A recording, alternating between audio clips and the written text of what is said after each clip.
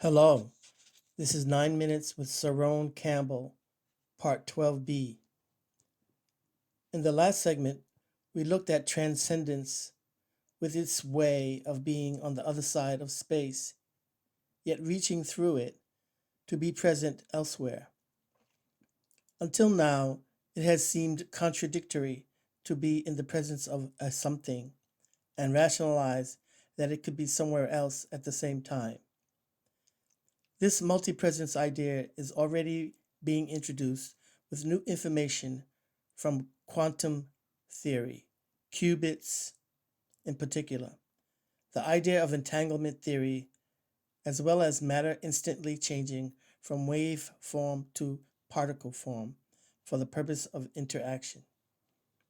Taken together, the new science mentioned here lends validation to ancient, hard to imagine propositions such as omnipresence. Again, we see that with an update in technology, perception is assisted, changing the ground rules, favorably engaging the God debate, dispelling the notion of a contradiction between transcendence and immanency. The leap, this time, from within physics and biology, available if you need one.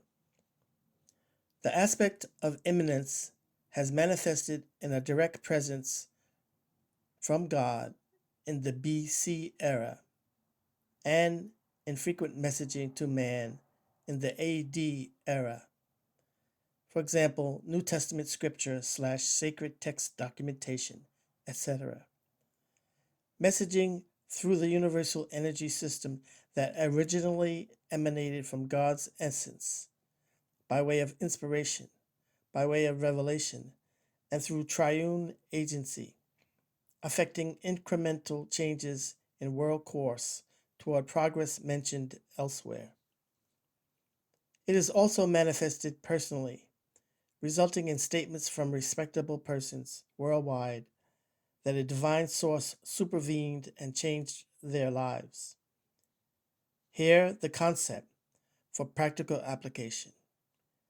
Viewing the application of this concept from the vantage of this model, one would be able to identify contradictions, if any. First, we rationally define concept of God so that we know that we refer to the word God with content when we want to compare the two opposing explanations for the world.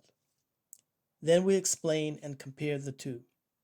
For example, why does a theistic explanation of existence of the world better satisfy some unanswered questions than an atheistic explanation of existence for the same unanswered questions?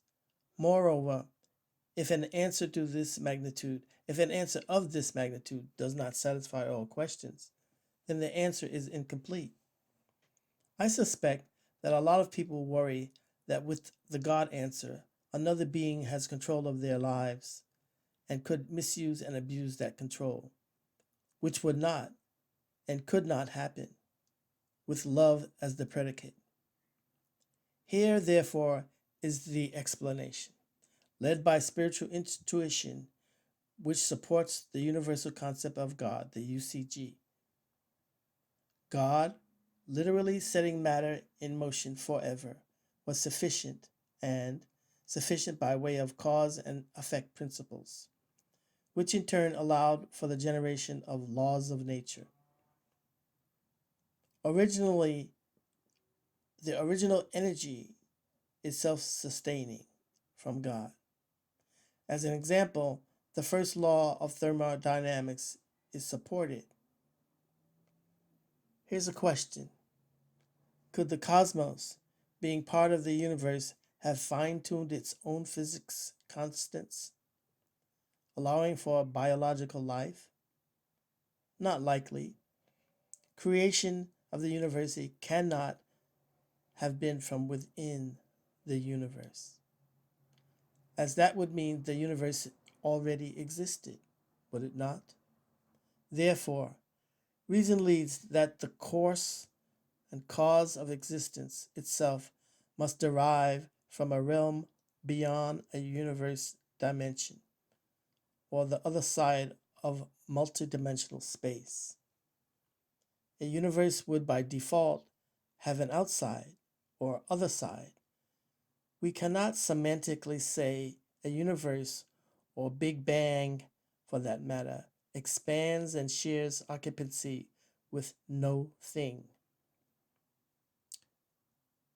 which nothing is held as an a priori beginning, arising from what? Next segment, we tackle determining a correct perspective. Thank you for your time. You may reach me at Syrone Campbell at wordpress.com.